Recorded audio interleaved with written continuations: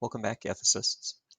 What I'm going to try to do for you now is offer a counter-intuition that responds to the question I posed at the end of the last video that outlines the very short version of the utilitarian theory of right action. So if you're looking for a set of intuitions that might counter the general hypothesis that right action just is action that maximizes the good, see if this helps you along. Consider this very tough and actually real problem. So in the year 2000, a pair of conjoined twins were born in a hospital in Britain. Doctors who were familiar with these sorts of problems concluded the following. If the two twins were left together, they would rapidly deteriorate and both of them would die more or less at the same time in 6 months. The way they were connected, the organs would be so strained that the organs would fail, and when the organs failed, both the twins would die. Unfortunately, if they were separated, the way that the organs would have to be parsed out, one of the twins would almost certainly die because she would not be able to be separated with a full set of organs, and the other one would almost certainly live. What made this problem particularly difficult is that the parents of these twins did not want the twins separated, and so not only was there like a hard medical decision here, but there was also sort of a hard question about patient and parental consent. So if you're the doctors on this case, what do? Do you separate the twins against the consent of the parents, which it turns out in Britain you can do if you have the right kind of legal backing, or do you let the parents do what they wish to do, which is to avoid the surgery? So problems like this are particularly hairy because there are so many things which are obviously good and so many things which are obviously bad in either particular case. We saw in the last example of the trolley that probably lots of us have this basic intuition that it's good to save lives. And the surgery would save a life, and so that seems like a nice tick in the column of do the surgery.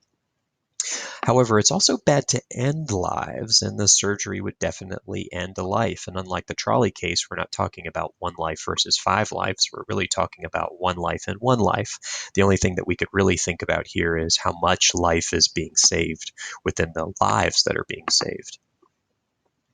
If you think about this from the position of the doctors too, they might also say that maximizing the welfare of persons overall is good. This is how doctors approach triage situations, right?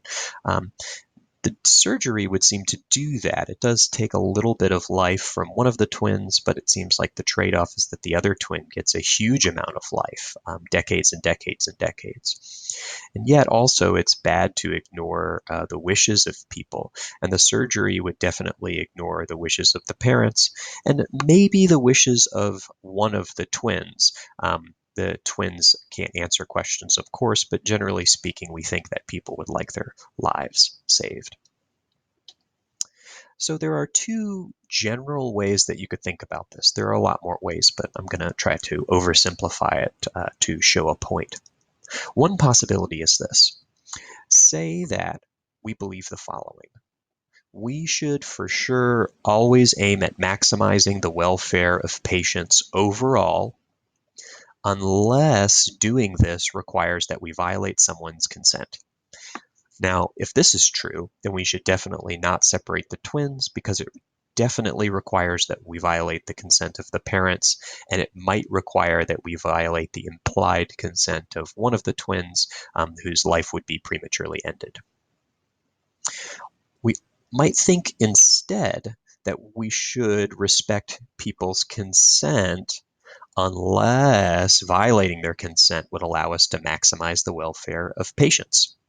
Now, if this is true, then we should for sure separate the twins because it seems like all evidence that we have suggests that the welfare trade-off that we're going to engage in, we're going to take a little bit of life from one twin and trade that off for a massive amount of life for the other twin.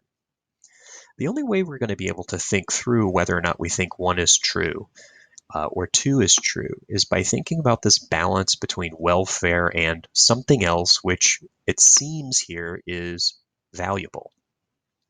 That thing is sometimes, at least in bioethics and ethics more generally, called autonomy.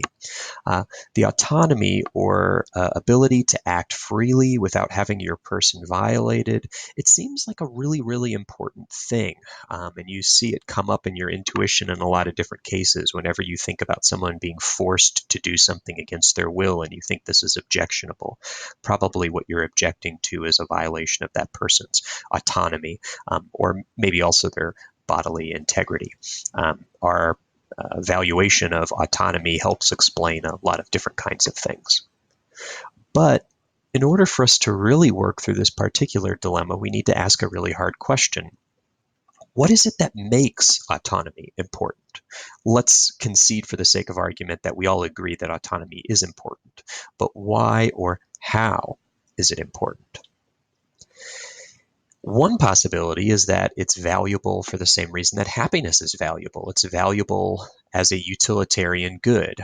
We both desire it as a matter of fact, and also it's desirable when we reflect on what it is and why people like it.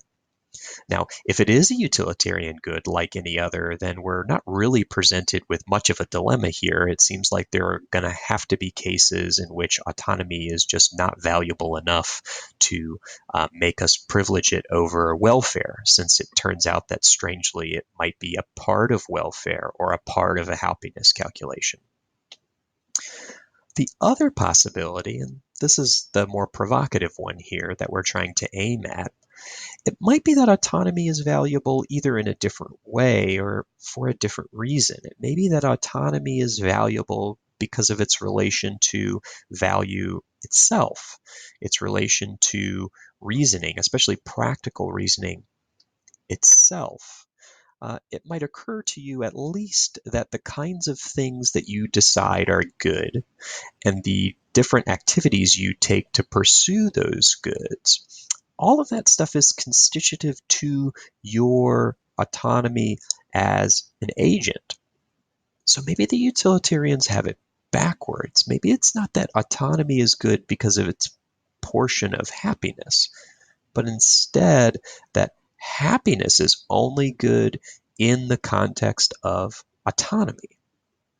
If that's true, then it might be that there is a counter argument available to us to the utilitarian claim that autonomy is just one good among many. It might be that autonomy is much closer to the heart of the key ethical questions that we are pursuing.